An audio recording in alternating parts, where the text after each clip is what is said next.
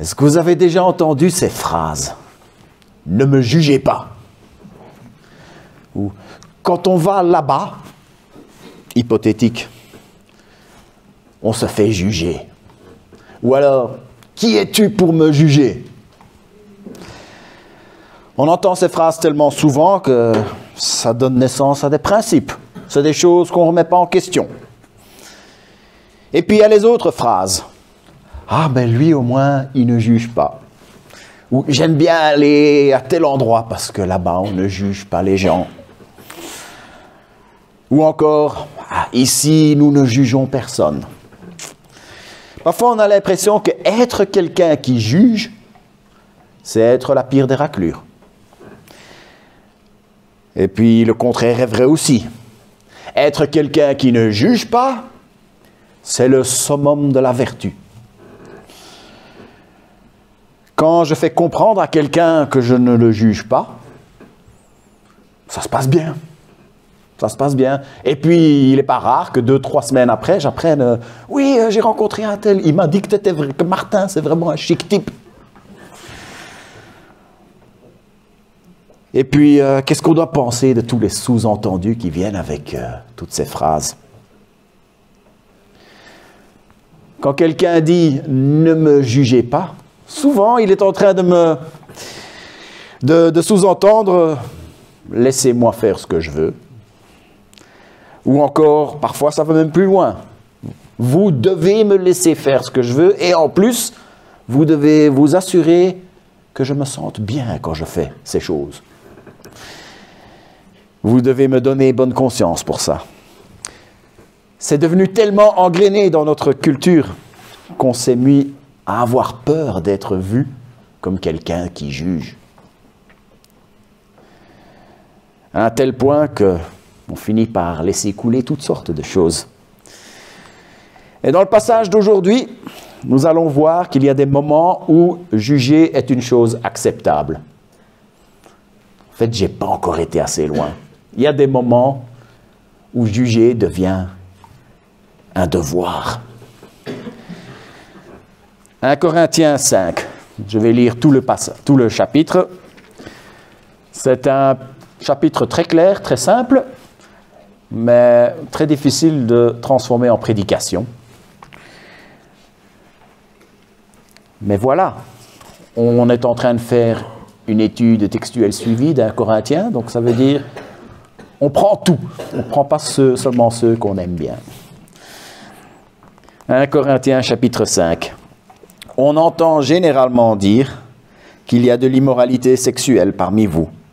Une immoralité telle qu'on ne la mentionne même pas chez les non-croyants. C'est au point que l'un de vous a pris la femme de son père. Et vous êtes enflé d'orgueil. Vous auriez dû plutôt prendre le deuil, de sorte que l'auteur de cet acte soit exclu du milieu de vous. Quant à moi, absent de corps mais présent en esprit, j'ai déjà jugé l'auteur d'un tel acte, comme si j'étais présent. Quant à vous, quand vous vous rassemblez au nom de notre Seigneur Jésus-Christ, je serai avec vous en esprit, avec la puissance de notre Seigneur Jésus-Christ. Livrez un tel homme à Satan pour la destruction de la nature pécheresse, afin que l'esprit soit sauvé le jour du Seigneur Jésus. Vous n'avez vraiment pas de quoi être fiers. Ne savez-vous pas qu'un peu de levain fait lever toute la pâte? Purifiez-vous donc du vieux levain, afin d'être une pâte nouvelle, puisque vous êtes sans levain. En effet, Christ, notre agneau pascal, a été sacrifié pour nous. Célébrons donc la fête, non avec le vieux levain, le levain du mal et de la méchanceté, mais avec les pains sans levain de la pureté et de la vérité. Je vous ai écrit dans ma lettre de ne pas entretenir de relations avec ceux qui vivent dans l'immoralité sexuelle. Je ne parlais pas d'une manière absolue des gens de ce monde qui vivent dans l'immoralité ou sont toujours désireux de posséder plus, voleurs, idolâtres. Autrement, il faudrait vous sortir du monde. En fait, ce que je vous ai écrit, c'est de ne pas entretenir des relations avec quelqu'un qui, tout en se disant votre frère, vit dans l'immoralité sexuelle. et qui est toujours désireux de posséder plus, idolâtre, calomniateur, ivrogne ou voleur, de ne pas même manger avec un tel homme. Est-ce à moi en effet de juger les gens de l'extérieur? N'est-ce pas ceux de l'intérieur que vous devez juger? Les gens de l'extérieur, Dieu les jugera. Chassez le méchant du milieu de vous. Prions. Seigneur notre Dieu, merci pour ta parole. Seigneur, nous voulons, à l'image du petit Samuel, pouvoir dire « Parle Seigneur, ton serviteur écoute ». Parle Seigneur aujourd'hui, nous t'écoutons. Oui, j'ai préparé des choses, j'ai prié cette semaine pour pouvoir préparer ceci. Seigneur, c'est sur la feuille, mais que ce soit ton Saint-Esprit qui dirige. Seigneur, que ton Saint-Esprit aussi puisse diriger les cœurs de chacun qui entend, moi y compris. Que cette parole puisse nous éclairer, nous donner la vérité, nous expliquer notre manière de vivre, montrer les principes de vie selon toi. Et Seigneur, que nous puissions exprimer notre amour envers toi, en respectant tes commandements, en respectant ta parole. Au nom de Jésus. Amen. Imaginez que vous faites 800 km par an, 800 km avec un plein. Et puis tout d'un coup, vous avez fait 400 km et réservoir vide. On a une situation. Prenez votre lampe de poche, vous allez en dessous de la voiture et vous voyez que un des fameux tuyaux qui vont entre les réservoirs et le moteur, qui a un trou dedans. Ça, c'est l'analyse. Vous remplacez ce tuyau par un tuyau tout neuf. Ça, c'est la réaction. Il y a donc 1, une situation, 2, une analyse, et 3, une réaction. Nous allons regarder le chapitre du jour sous ces 3 aspects. Situation, analyse, réaction. Petite remarque préliminaire. Il n'y a pas de situation particulière dans l'Église aujourd'hui qui m'ont poussé à choisir ce chapitre. Justement, je pense qu'il vaut mieux s'intéresser à des chapitres comme ceux-ci quand nous ne sommes justement pas sous l'urgence d'une situation difficile, sensible. Ça, c'est une chose. Maintenant, l'autre chose, c'est que il n'y a pas de situation de ce genre de connue. Peut-être qu'il y en a. Peut-être qu'il y a quelqu'un ici qui a besoin particulièrement d'entendre cela. Il n'y a que le Seigneur qui le sait. Voilà pourquoi j'ai décidé d'attaquer ce chapitre un peu particulier aujourd'hui. L'entrée en matière, elle n'est pas piquée des vers. Première phrase, on entend généralement dire. C'était une chose connue. Il n'y avait pas de secret. Leur réputation les précédait. Ça ne veut pas dire que c'était juste une simple rumeur. C'était quelque chose qui était de notoriété publique, quelque chose dont les gens ne se cachaient pas. Il y avait de l'immoralité sexuelle dans l'église de Corinthe. Et le mot grec utilisé, c'est le mot porneia. C'est le mot dont nous avons le mot français pornographie. C'est un mot qui regroupe toutes les activités sexuelles illicites, immorales, en dehors du plan de Dieu. En dehors du cadre prévu par le Seigneur. Dieu a conçu le sexe pour qu'il soit apprécié dans le cadre d'une relation conjugale engagée d'un homme et d'une femme. Et le retirer de ce contexte, c'est en pervertir l'usage et en limiter sévèrement la jouissance. Le contact sexuel implique un niveau d'intimité qu'on ne connaît dans aucune autre relation humaine. Et quand Dieu a réuni Adam et Ève dans le mariage, il a établi ce qu'il a appelé la relation d'une seule chair. en Genèse 2, 24, qui nous dit qu'un homme quittera sa famille, s'unira à sa femme, deviendra une chair avec elle. Et donc, quand Paul parle d'immoralité sexuelle, il est en train de parler de tout ce qui se déroule en dehors de ce contexte. Relations préconjugales, adultère, inceste, homosexualité, les relations dans un ménage sans mariage, et toutes les autres dérives qui sont malheureusement que trop connues. Mais avant de parler plus précisément de ce qui se passait à Corinthe, j'aimerais lire un petit extrait d'un livre qui date de 1973, le fameux « Connaître Dieu » de J.I. Packer. C'est un livre qui vaut vraiment la peine d'être lu, même s'il est plus vieux que moi. « Connaître Dieu » de J.I. Packer. Encore une fois, comme c'est souvent le cas, c'est une citation, qui est très ancienne. Voilà. Le livre est sorti 1 an avant ma naissance. Hein, vous pouvez faire les calculs pour savoir l'âge que j'ai. 49 ans. Mais j'ai l'impression, en lisant ça, que ça a été écrit hier. Comme quoi, il n'y a pas grand-chose qui a changé en 51 ans. De nos jours, certains soutiendront au nom de l'humanisme que la moralité sexuelle puritaine, entre guillemets, donc dans le texte entre guillemets, de la Bible est hostile à l'atteinte de la véritable maturité humaine. Et qu'un peu plus de licence rend la vie plus riche. De cette idéologie, nous dirons seulement que le nom qu'on devrait lui donner n'est pas humanisme, mais brutalisme, brutisme. Le laxisme sexuel ne vous rend pas plus humain, il vous rend moins humain. Il vous brutalise et déchire votre âme en morceaux. Et il va de même pour tous les autres commandements de Dieu quand ils sont ignorés.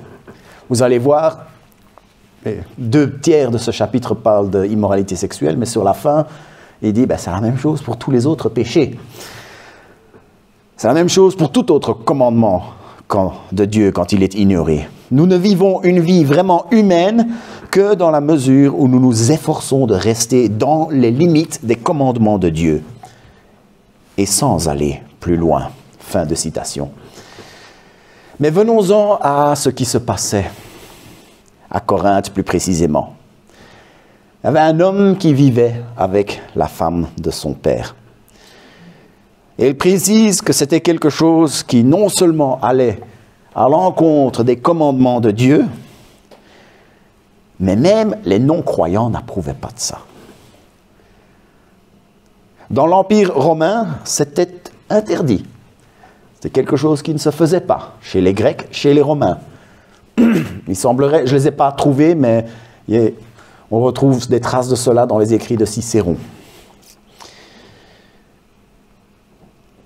Et il était interdit de coucher avec la femme de son père. Donc le père, la maman était décédée, ou c'était la 2e femme de sa maman, on ne sait pas, ou de son papa, ou qui a eu un divorce, et la belle-mère a vécu avec le fils. Et c'était quelque chose qui était interdit par la loi chez les Romains. Je n'arrive pas forcément à trouver un équivalent actuel de ce genre de choses dans la société moderne. Est-ce qu'il y a des choses qui seraient tout à fait normales dans l'Église, mais que le monde dirait quelle horreur? Je ne sais pas si ça existe, mais l'apôtre ne se contente pas de juste dire « il ne faut pas faire ça, il ne faut pas faire ça, il faut faire ça, il faut faire ça ». L'apôtre Paul prend le temps d'expliquer les principes spirituels qu'il y a derrière. Alors peu importe la manière que le monde regarde ces choses, les principes restent les mêmes. On va se plonger dans ces principes au point 2, mais pour le moment, disons-nous bien que ces principes s'appliquent à toute activité sexuelle en dehors du plan de Dieu, le plan que Dieu a mis en place dès la création. Et cette immoralité n'était pas la seule chose qui attristait Paul. Il y avait le fait que les chrétiens restaient dans l'inaction. Il dit, il y a un de vos membres, une personne de votre Église qui fait ce genre de choses, qui est dans une situation grave de péché, et vous êtes enflés d'orgueil. Dans les chapitres précédents, il expliquait comment leur orgueil leur avait poussé vers des divisions, et maintenant leur orgueil les poussait à tolérer le péché. Et peut-être bien qu'ils se vantaient de leur tolérance. Quand quelqu'un dit à un pasteur, « Je me sens bien quand je viens ici », ah ben le pasteur, il va être content. Mais que penser si la personne se sent bien justement parce qu'on ne l'embête pas avec son péché? Un péché qui est devenu son style de vie. Je vais poser une question, j'admets que c'est une question rhétorique, j'admets que c'est une question très chargée, très orientée, mais j'assume. Si on dit « tout le monde est le bienvenu », tout le monde se sent à l'aise, et que grâce à ça, l'Église finit par avoir une belle notoriété. Ah, on ne nous embête pas avec notre vie privée ici. Et, l'Église va avoir une belle réputation si on fait ça. Mais la question, c'est est-ce que nous sommes en train de plaire à Dieu si on fait cela? Remarquez qu'à aucun moment, il n'y a de la colère. Dans tout ce passage, il n'y a pas un gramme d'esprit de vengeance. Absolument rien de vindicatif dans le discours de l'apôtre Paul ici. Quand on arrive, ça me fait penser à quelque chose que mon patron nous a dit un jour. Un jour, on s'est fait enguirlander à l'usine. Chaque fois qu'on arrivait à l'usine, la première chose que tout le monde faisait, c'était d'aller regarder le nombre de commandes pour la journée. Une commande, c'était un camion d'une 20aine de tonnes de mortier de maçonnerie. C'était du boulot. Et quand il y avait 30 commandes, là, on se disait tout de suite, ça y est, on n'arrêtera pas de la journée, on va être tout le temps en train de courir. Un jour, on est arrivé et il n'y en avait que 9. Et tout le monde était content. Ah, aujourd'hui, on va souffler un peu. Et il y avait une belle petite ambiance dans le bureau. Les gens prenaient leur temps pour se rendre au poste de travail, etc. Puis le patron est arrivé. Et il a vu la belle ambiance qu'il y avait. Il a regardé, lui aussi, il regardait les commandes pour la journée. Et lui, il a dit, vous ne devriez pas être content. Avec 9 commandes, on ne rentre pas dans nos frais aujourd'hui. Et si on en a trop des journées comme ça, on met la clé sous la porte et vous êtes tous au chômage. Vous devriez être triste. Vous êtes en train de vous réjouir, vous êtes en train de bien vous amuser là, mais vous devriez être triste du fait que vous n'avez pas beaucoup de travail aujourd'hui. Et il nous a bien enguirlandés. Ici, ce n'est pas le patron qui leur parle comme ça. C'est le père spirituel. On a vu, il y a 2 semaines, que Paul se considérait comme un père qui parlait à ses enfants bien-aimés. Et ici, c'est le père spirituel qui est en train de les secouer un peu en disant « Vous devriez être triste ». Il ne dit pas « vous devriez être en colère », non. Mais quand on voit un frère ou une sœur qui s'éloigne du chemin, nous ne devrions pas être fiers de dire « ah ben, elle se sent bien ici, on ne la juge pas ». Non, on devrait être triste, pas en colère. Et encore moins être fiers de ce que nous arrivons à tolérer, un péché chez quelqu'un. Nous devrions être tristes. Et encore, pas n'importe quelle tristesse. Il s'agirait d'une tristesse qui pousse à exclure la personne s'il est nécessaire. C'est mal vu dans la société de nos jours d'exclure les gens. Mais la parole de Dieu nous le permet. Il faut être prêt à exclure d'auteurs d'actes qui offensent le Seigneur. C'est une dernière chose à dire à propos de la situation. Les Corinthiens étaient parfaitement au clair sur ce qu'ils devaient faire. Les Corinthiens ne pouvaient pas plaider l'ignorance. Ils ne pouvaient pas dire « Ah ben je ne savais pas ». Nous avons un Corinthien, nous avons 2 Corinthiens, mais nous voyons ici qu'il y avait un 0 Corinthien, donc une lettre qui avait été écrite avant, mais qui ne nous est pas parvenue. Parce que Paul dit au verset 9, « Je vous ai écrit dans ma lettre de ne pas entretenir de relations avec ceux qui vivent dans l'immoralité sexuelle. » Les consignes avaient été données et les consignes étaient claires. Il fallait couper les liens avec les gens qui vivaient dans l'immoralité sexuelle. Voilà la situation. Après la situation, l'analyse. Il va falloir l'analyser. Et l'apôtre Paul prend une analogie par rapport au levain. On a toujours parlé de levain dans ma jeunesse, à l'école du dimanche, à l'église, de pain sans levain.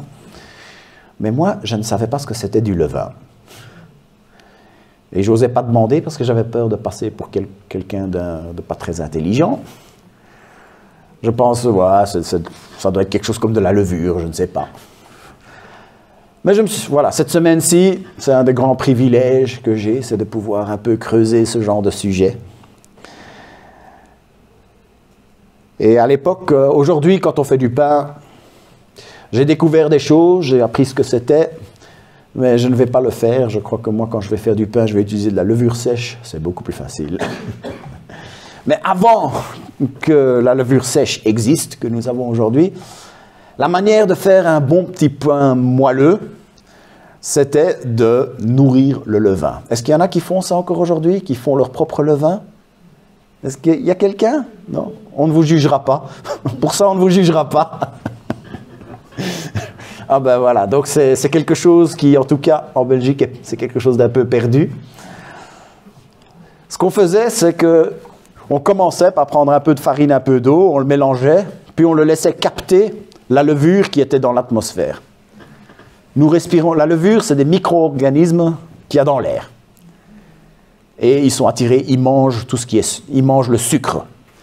Donc s'il y a assez d'humidité et assez de sucre, ben là, les organismes vont coller, ils vont commencer à se multiplier. Donc on prend un peu de farine, un peu d'eau, on le met dans un pot à peu près la taille d'un grand verre. Et puis ça capte la levure, et la levure se multiplie dans le mélange. Et à un certain moment, on prend tout sauf peut-être un petit centimètre dans le fond. Et ça, c'est le levain. On le met et on peut l'utiliser pour faire un bon pain qui va lever, qui va être moelleux, léger, délicieux. Peut-être pas super bon pour la santé, mais très bon. Et puis, le petit centimètre qui reste, il suffit de rajouter de la farine et de l'eau, de le mélanger un peu, et la levure se remet à se multiplier. On reprend. Oui. Le lendemain, on répète l'opération. On prend tout sauf le centimètre du fond, on fait avec un pain, et puis on rajoute de la farine, on renourrit. Et c'est quelque chose qu'on peut faire indéfiniment. Il y a des gens qui sont fiers parce que ils n'ont pas touché à leur levain depuis 15 ans. Ou 15, 20 ans, ils ont toujours travaillé avec le même levain. Parfois, dans certaines régions, ils font ça avec le bouillon. Il y a toujours le petit fond de bouillon, on rajoute des légumes et de l'eau, et puis on mange tout, on laisse le fond, on réutilise toujours le même. Il paraît que c'est très très bon, jamais goûté. Mais pour ce qui est du levain, les gens pouvaient utiliser ça indéfiniment. Et ce qui était spécial à la Pâque juive, c'est qu'ils disaient que le jour de la Pâque, il fallait jeter le levain. Et on faisait un pain sans levain. Et c'était symbolique, on sortait tout le levain de la maison, on brûlait le vieux levain, on faisait la fête avec un pain sans levain, et puis le lendemain, on recommençait. Comme ça, on avait un levain qui n'était pas trop vieux. Certains cuistots que j'ai regardés sur YouTube disent que la différence de goût entre un vieux levain et un nouveau levain, il n'y a pas de différence de goût de toute façon. Mais ça, c'est des détails qui sont sans importance. Mais le levain est souvent utilisé dans la Bible comme symbole. Et pas toujours de la même manière, parfois même positif, souvent négatif. Et c'est aussi une illustration qui est souvent utilisée dans la Bible. En 1 Corinthiens, ici, ce verset, Paul parle du levain du mal et de la méchanceté. Il était interdit d'offrir au temple du pain avec du levain, parce que dans l'Ancien Testament, ça représentait aussi le péché, la corruption, le mal, la méchanceté. Puis, on utilise aussi l'image du levain qui intègre toute la pâte, parce que quand on prend le levain, on le mélange alors à ce moment-là avec vraiment toute la farine, tout l'eau, et puis sel, je ne sais pas quoi, ce qu'ils mettaient d'autre, puis on le pétrit, et il intègre tous les coins. Donc c'est quelque chose qui intègre l'ensemble, et c'est même utilisé positivement. On parle de l'évangile comme étant le levain qui va tout intégrer. Mais ici, c'est utilisé dans le sens négatif, puisqu'il parle du levain qui fait monter toute la pâte. Revenons à la situation à Corinthe. Paul leur dit que cette situation d'immoralité sexuelle était une impureté qui allait avoir un effet sur toute l'Église. Jésus a utilisé aussi l'illustration en parlant du levain des pharisiens. Le levain, ça représente aussi l'influence. Quand on en met et qu'on pétrit bien le pain, ce n'est pas juste un coin de la pâte qui va être affecté, c'est toute la pâte qui va être affectée. Ce n'est pas que quand il y a de l'immoralité sexuelle dans une assemblée, ce n'est pas que la personne qui va être affectée. Ça peut être tout le corps de Christ. L'Église doit devenir une pâte nouvelle. Christ s'est donné pour nous purifier de tous nos péchés. Nous sommes appelés à être purs. Être purifié, c'est quelque chose qui mérite d'être fêté. Et le passage parle de célébrer cette fête en se débarrassant du mal et de la méchanceté. En français, on dirait qu'il suffit d'une pomme pourrie pour gâter tout le tas. Et ensuite, Paul fait une petite parenthèse. Tout ce qu'il est en train de présenter ici, ce n'est pas par rapport au monde. Il dit que si vous deviez vous rompre les liens avec les non-croyants qui pratiquent toutes ces mauvaises choses, on serait obligé de se couper du monde. Et ça n'a tout simplement aucun sens. Comment est-ce qu'on pourrait annoncer l'évangile si on se coupe complètement du monde ? Ça m'a quand même un peu apporté matière à réflexion. Parce que le monde s'éloigne de plus en plus de Dieu.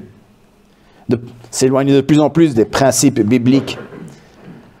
Mais nous ne devons pas en être surpris.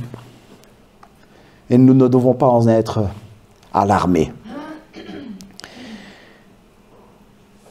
Il y a dans le cœur de l'homme beaucoup de projets, mais c'est le plan de l'Éternel qui s'accomplit. Rien de ce qui arrive n'anéantira le projet de paix que Dieu a pour nous. Mais nous n'avons pas de devoir par rapport à la moralité de notre société.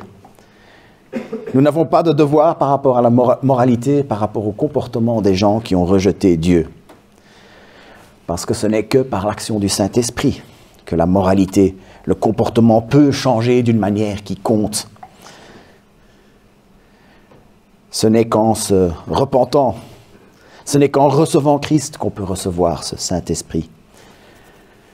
La priorité absolue par rapport aux gens du dehors, c'est de pouvoir leur annoncer l'Évangile pour qu'ils puissent recevoir l'Esprit qui permet ces changements. De notre côté, oui, nous devons rester fermes dans nos convictions. Oui, nous ne pouvons pas faire de compromis. Et par la grâce de Dieu, nous devons avoir le courage de dire, voilà, c'est ce que je pense, voilà ce que je fais parce que j'ai choisi d'être obéissant au Seigneur. Mais ce n'est pas à nous de juger les gens qui rejettent Christ. Mais qu'en est-il des autres chrétiens? Mais le passage nous dit que c'est une autre paire de manches. Nous devons juger. Nous devons juger. Ce n'est pas moi qui le dis, c'est le passage qui le dit. Est-ce à moi, en effet, de juger les gens de l'extérieur? N'est-ce pas ceux de l'intérieur que vous devez juger? Après l'analyse, nous avons la réaction de Paul et nous avons la réaction que les Corinthiens auraient dû avoir et à laquelle il les encourage, vers laquelle il les encourage d'aller. Et oui, il est sec. Voilà ce qu'il dit. Mais vous avez peut-être un autre verset qui est en train de vous résonner dans les oreilles en ce moment. Celui de Matthieu 7, verset 1. Ne jugez pas afin de ne pas être jugés. Les cyniques risqueraient de dire « Oup, oup, il y a une contradiction. » Pas si vite. Lisons le passage en entier de Matthieu 7. Ne jugez pas afin de ne pas être jugés, car on vous jugera de la même manière que vous aurez jugé, et on utilisera pour vous la mesure dont vous serez servis. Pourquoi vois-tu la paille qui est dans l'œil de ton frère, et ne remarques-tu pas la poutre qui est dans ton œil? Ou comment peux-tu dire à ton frère, laisse-moi enlever la paille de ton œil, alors que toi, tu as une poutre dans le tien? Hypocrite, enlève d'abord la poutre de ton œil, et alors tu verras clair pour retirer la paille de l'œil de ton frère. Matthieu 7, verset 1, c'est un des passages les moins compris et un des passages les plus mal utilisés autant par les chrétiens que par les non-chrétiens. On nous présente ça comme étant quelque chose d'absolu. En aucun cas, sans exception, on ne peut juger. Mais Jésus n'est pas en train de donner une affirmation générale à appliquer à toutes les situations. Stuart Weber explique ce que Jésus est en train de dire de cette manière. Je fais une petite paraphrase. Ne jugez pas les autres tant que vous n'êtes pas prêt à être jugé selon les mêmes normes. Et puis, lorsque vous exercez votre jugement envers les autres, faites-le avec humilité. L'apôtre Paul, lui, il avait des principes de vie. Il les enseignait et il vivait selon ces principes. Et puis, il se permettait de juger les gens qui ne vivaient pas selon ces normes. Si lui, il s'en éloignait, on allait pouvoir le juger par rapport à cela. Et si nous pouvons nous permettre de juger quelqu'un, nous devons être prêts aussi à être jugés selon les mêmes normes. Je vais parler pour moi. Vous avez le droit de me juger par rapport à mes comportements. Vous avez le droit de le faire selon le Seigneur. Mais inversement, ça me donne aussi à moi le droit de vous juger pour vos comportements. Ces deux phrases, vous pouvez les dire les uns aux autres. Jésus ne dit pas de ne jamais juger. Il dit, faites attention. Et vous devez pouvoir être jugés selon les mêmes normes.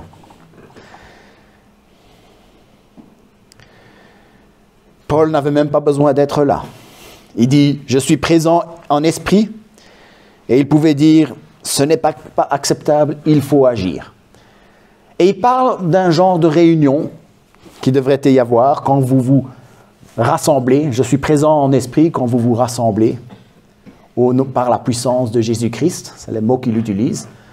Il parle peut-être d'une genre de réunion, une assemblée, où on allait un peu analyser la situation, délier le vrai du faux. Mais tout était visiblement bien avéré. On voit bien qu'il n'est plus question de vérifier. L'action devait arriver. Et quelle action? Il dit « Livrez un tel homme à Satan pour la destruction de la nature pécheresse, afin que l'esprit soit sauvé le jour du Seigneur. » Encore une fois, quelque chose qui choque, mais qu'il faut avoir le courage de faire.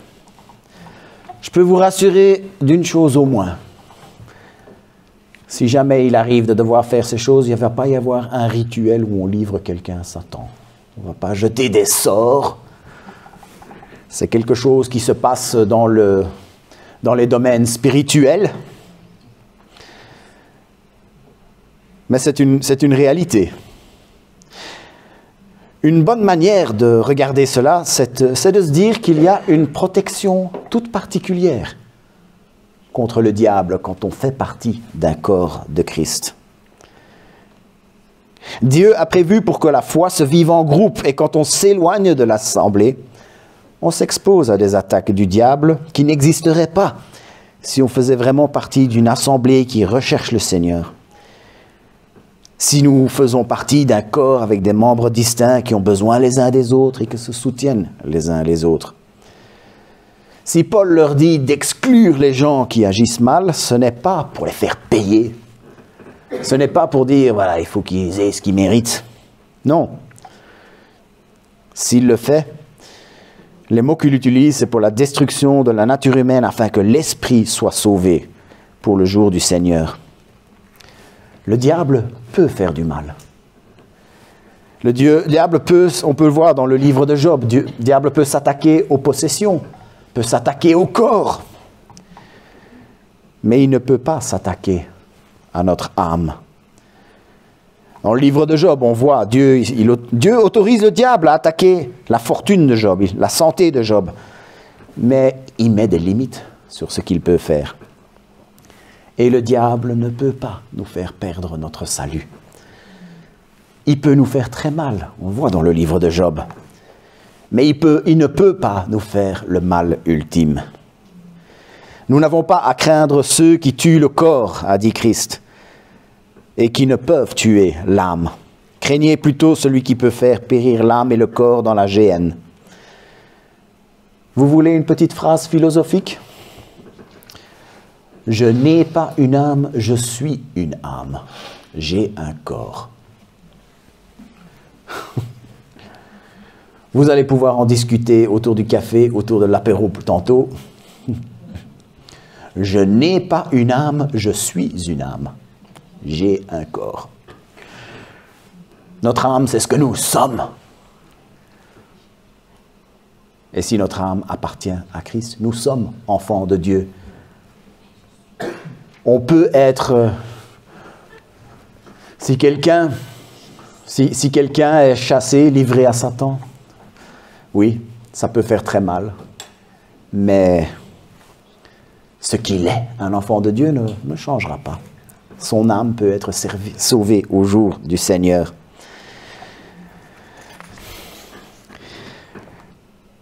Nous n'avons aucun jugement à porter sur la destinée éternelle des gens.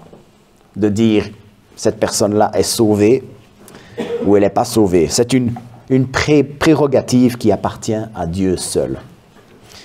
Skip Heitzig du Nouveau-Mexique a une fois dit, parfois les gens me parlent comme ça. Ils me disent, qui es-tu, prédicateur, pour envoyer quelqu'un en enfer? Je peux vous dire que je remercie Dieu, le Père de mon Seigneur Jésus-Christ, de ne pas avoir envoyé qui que ce soit en enfer. Ce n'est pas ma responsabilité. Dieu m'a complètement enlevé ça de mes mains. L'objectif doit toujours être la repentance. Le retour dans le droit chemin. J'ai bien aimé ce que Éric a parlé de la parabole du figuier, où il parlait de Siloé, il a parlé du fameux massacre dans le temple, dont on ne sait pas grand-chose, mais Dieu a dit, le mal qui leur est arrivé, ce n'est pas à cause de leur péché, mais il vous arrivera la même chose si vous ne vous repentez pas.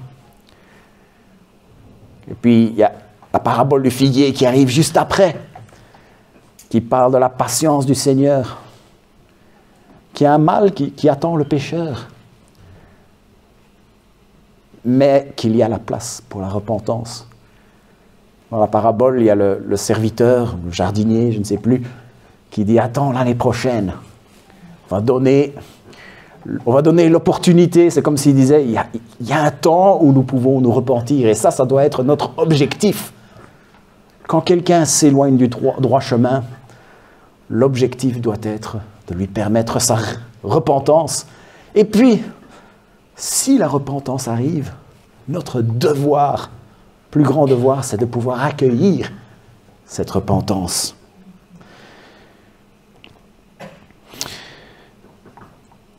Le problème surgit. Tout ceci ne s'applique pas aux non-croyants. Le problème surgit quand quelqu'un se dit être un frère, mais qui fait entrer le levain du mal et de la méchanceté dans l'assemblée. Et le cas dont parle Paul est en rapport avec un péché sexuel. Mais il en fait une leçon plus générale. Il dit que pour les autres péchés, c'est la même chose. Il dit, faites attention, la soif de posséder de quelqu'un peut faire des dégâts dans l'assemblée. L'idolâtrie peut faire des dégâts dans une assemblée. On ne parle pas de se prosterner devant une statue. On ne parle plus beaucoup de ça de nos jours, en tout cas en Belgique.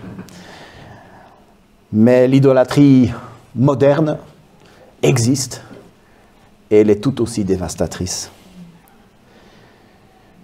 Adorer à l'autel du matérialisme, adorer à l'autel de notre ego, adorer à l'autel de l'humanité.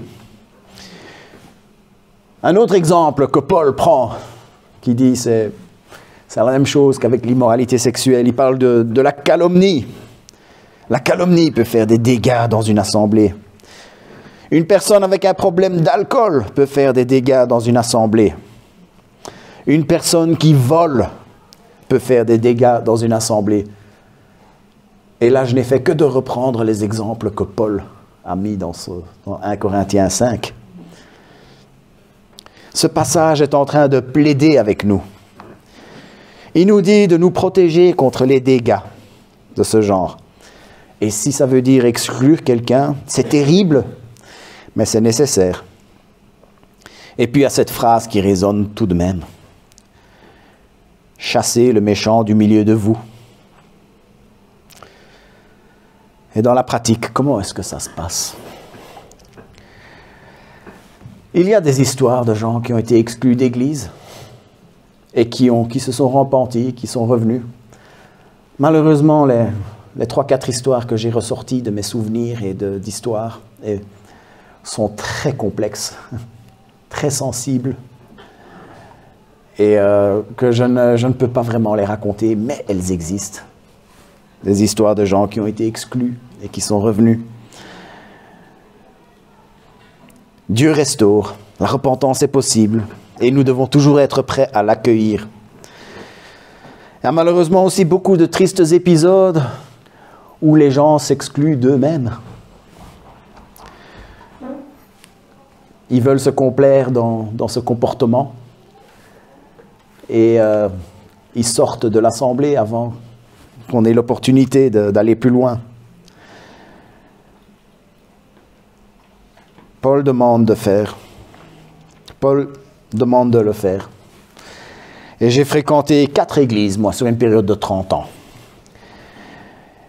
Et dans ces 30 ans, j'ai connu 6 cas où l'exclusion au moins était une option sur la table. Parfois, elle a eu lieu. Parfois, elle a donné lieu à la repentance. Parfois, ça a avancé et puis il s'est passé d'autres choses. Donc, ça fait en moyenne une tous les 5 ans. Et ça veut dire que nous devons être en alerte. Nous devons continuellement nous rappeler les principes que l'apôtre Paul a donnés il y a 2000 ans pour nous guider aujourd'hui. Ce que mes prédécesseurs ont fait, c'était de retirer le statut de membre. Cela implique que tout service spirituel est exclu. C'est un minimum, oui. quand il faut s'assurer que le levain du mal et de la méchanceté se répande dans tout le pain. Je pense que leur manière de fonctionner a été inspirée du Seigneur. C'est avec sagesse que ça a commencé comme ça. Et nous ferions bien de continuer à travailler dans cette manière. Est-ce qu'il faudrait aller plus loin? Ça, c'est une question que je me pose parfois, pour laquelle je n'ai pas encore la réponse vraiment. Alors, ce que je vous demande, c'est de prier pour vos responsables, pour que le jour où une situation apparaîtra, ils puissent l'analyser à la lumière de la parole de Dieu, pour que les responsables puissent s'assurer de la pureté de l'Église, agir comme Dieu désire, pour que l'Esprit soit sauvé le jour du Seigneur. Et comment devons-nous répondre à un tel passage? Pour commencer, nous devons répondre en nous disant la pureté est une chose importante aux yeux de Dieu. C'est une chose que nous devons poursuivre. Aussi, quand quelqu'un est dans l'impureté, nous devons avoir le courage de le dire. Toutes des choses importantes. Et puis quand des gens s'éloignent de l'assemblée, s'éloignent du Seigneur à cause du péché, de continuer à prier pour la repentance, pour la restauration. Prions. Seigneur notre Dieu, nous avons des passages comme celui-ci qui sont tellement clairs, et tellement à l'encontre de ce que la société veut nous imposer, de ce que la philosophie du monde veut nous imposer. Seigneur, c'est à toi que nous voulons rester fidèles. Seigneur, ne nous permets pas de nous éloigner. Seigneur, c'est notre désir que nous puissions fêter, nous puissions faire la fête pour notre salut en tant que pain sans levain. Seigneur, dirige-nous. Nous te demandons ta sagesse par rapport à cela. Seigneur, que chacun d'entre nous puisse poursuivre la pureté. Que chacun d'entre nous puissions poursuivre la pureté du corps de Christ. Seigneur, chacun d'ici a en tête quelqu'un qui s'est éloigné de l'Église, peut-être par exclusion, peut-être s'est éloigné de lui-même. Seigneur, je veux te prier que par ton Saint-Esprit, cela puisse aller vers une repentance, que cela puisse aller vers une restauration. Seigneur, nous te remercions parce que tu contrôles toutes choses. C'est ton plan qui s'accomplit. Et nous voulons nous soumettre et te remercier pour ce plan de bonheur que tu as pour nous. Au nom de Jésus. Amen.